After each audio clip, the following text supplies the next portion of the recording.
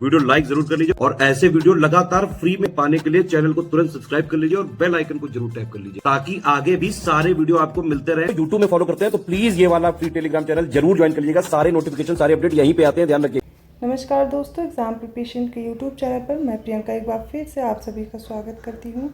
और हम लोग कवर कर रहे थे यूपीपीएससी द्वारा पूछे गए प्रीवियस ईयर में वो सभी क्वेश्चन जो किसी ना किसी एग्ज़ाम में आए हुए हों और सब्जेक्ट वाइज सॉल्व कर रहे हैं, इसलिए पॉलिटी के क्वेश्चंस हम लोग देख रहे हैं।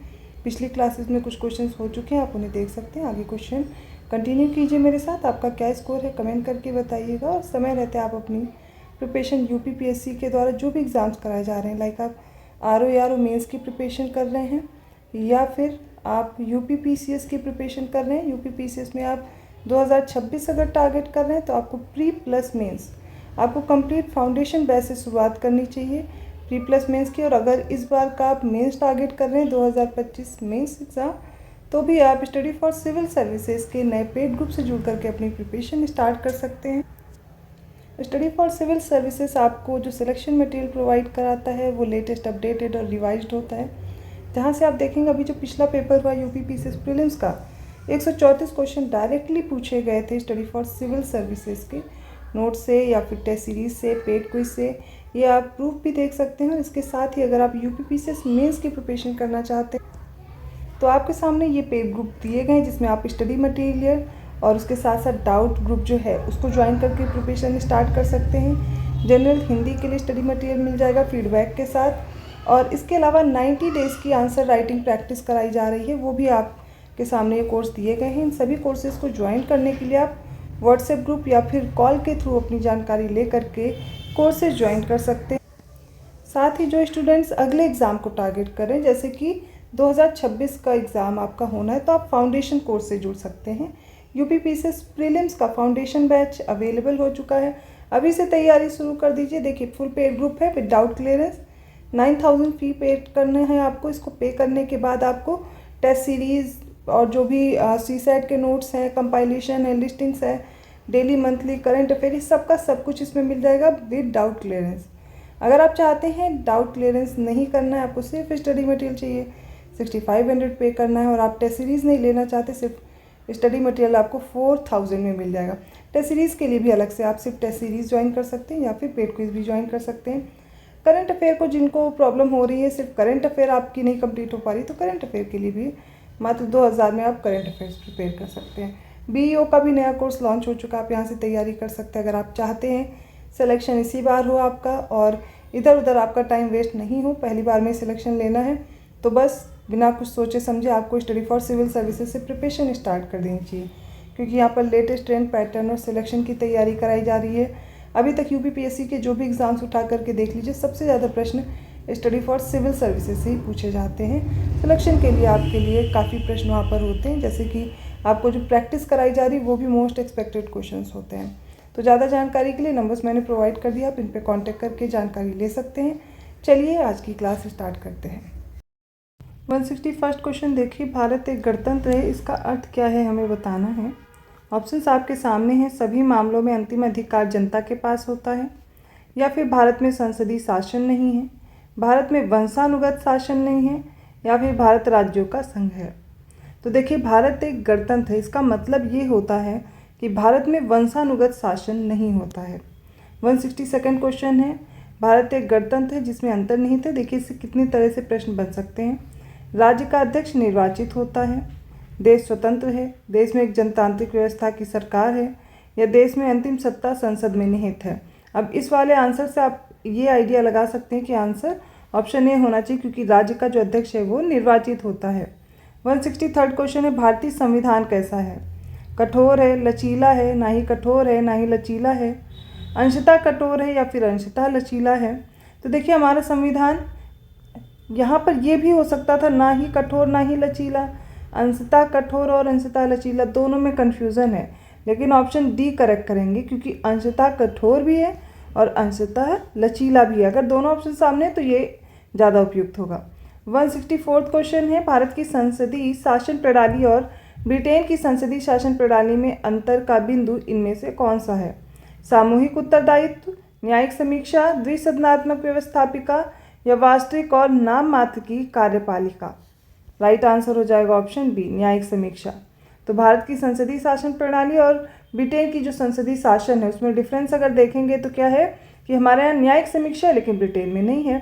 165 क्वेश्चन देखिए, दो है, एक कथन है, दूसरा उसका कारण है, दोनों स्टेटमेंट। तो भारत के संविधान में एक संघीय प्रणाली का प्रावधान है क्योंकि उसने एक बहुत शक्तिशाली केंद्र की रचना की है।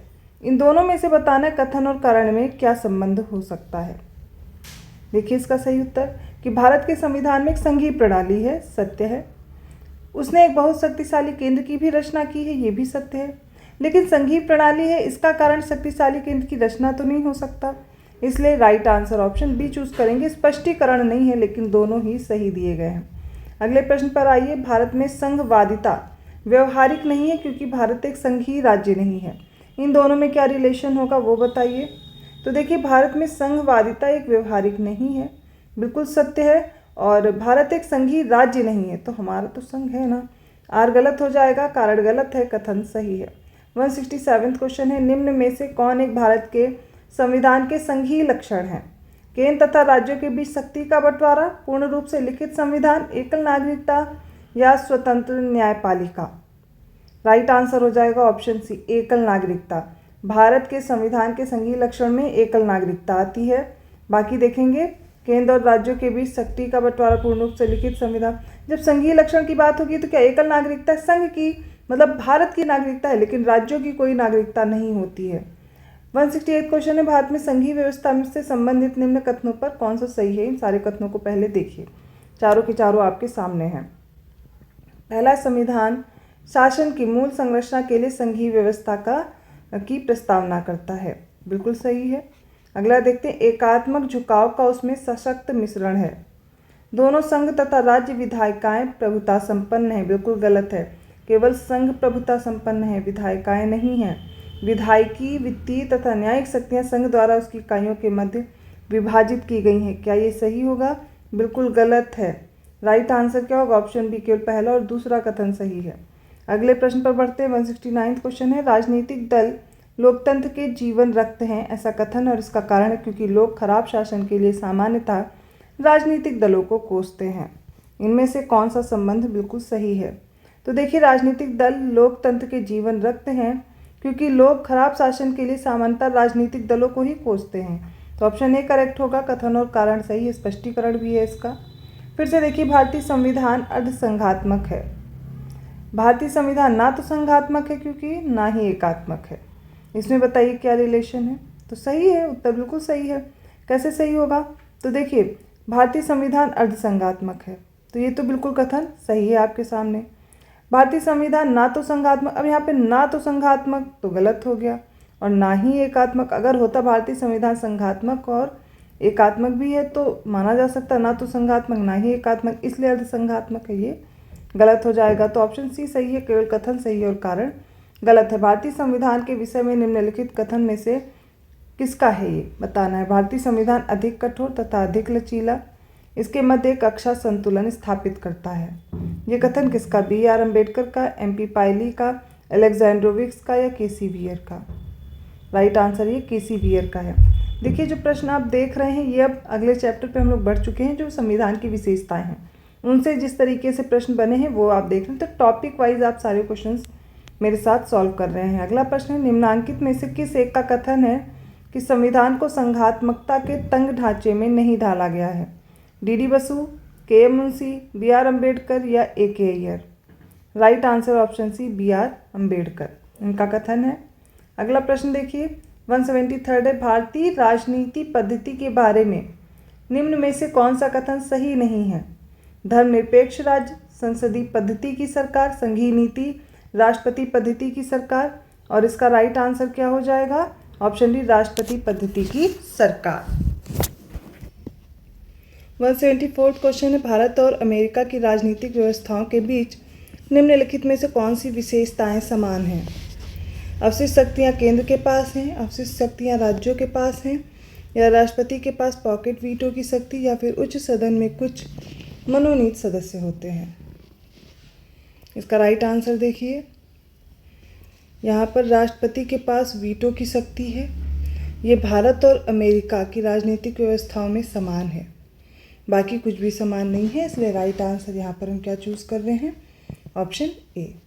175 क्वेश्चन है, भारत की संविधान सभा ने राष्ट्रीय ध्वज को सबसे पहले कब स्वीकार किया। मोस्ट इंपॉर्टेंट क्वेश्चन, स्टार लगा लीजिए। 22 जुलाई 1947, 23 जुलाई या 25 जुलाई या 15 अगस्त।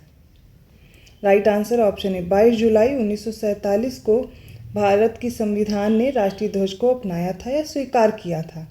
ये 175 क्वेश्चन तक हम लोग आ चुके हैं। 176 क्वेश्चन आपके लिए होमवर्क में है, इसका आंसर कमेंट करके बताइएगा। अभी तक आप जो भी क्लासेस कर रहे हैं इस चैनल पर वो सभी यूपी पीसीएस और आरओ के लिए इम्पॉर्टेंट हैं। लास्ट टाइम पे रिवीजन के लिए आपके पास बहुत ज़्यादा समय नहीं रहेगा, इसलिए डेली प्रैक्टिस मेरे साथ करते रहिए। पेड कोर्सेज़ की जानकारी मैंने दे दी है, नंबर्स भी प्रोवाइड किए हैं। अगर आप चाहते हैं इसी बार आपका सिलेक्शन हो और एग्ज़ाम ओरिएंटेड कंटेंट मिले तो सिर्फ आपको स्टडी फॉर सिविल सर्विसेज से अपनी प्रिपरेशन स्टार्ट कर देनी चाहिए। यहाँ से आप प्रिपरेशन करेंगे तो एक साथ आपको जो 10 सालों के PYQs हैं वो तो सॉल्व करने को मिलेंगे ही, साथ में आप फुल लेंथ मॉक टेस्ट और सेक्शनल टेस्ट भी सॉल्व करेंगे। इतना ही नहीं, इसके साथ साथ जो स्टडी मटेरियल है क्लासेस के साथ साथ नोट्स तो मिलेंगे, बाद में सब्जेक्ट वाइज आपको यही नोट्स प्रोवाइड किए जाएंगे कंप्लीट रिवीजन के लिए। और डाउट क्लियरेंस ग्रुप में भी जोड़ा जाएगा, यूपी पीसीएस हो या फिर आरओ। मेंस आंसर राइटिंग भी सिखाई जा रही है, अभी से लग जाइए। तो मैं मिलती हूँ ऐसे ही इंपॉर्टेंट क्वेश्चंस के साथ अगली क्लास में, तब तक के लिए धन्यवाद।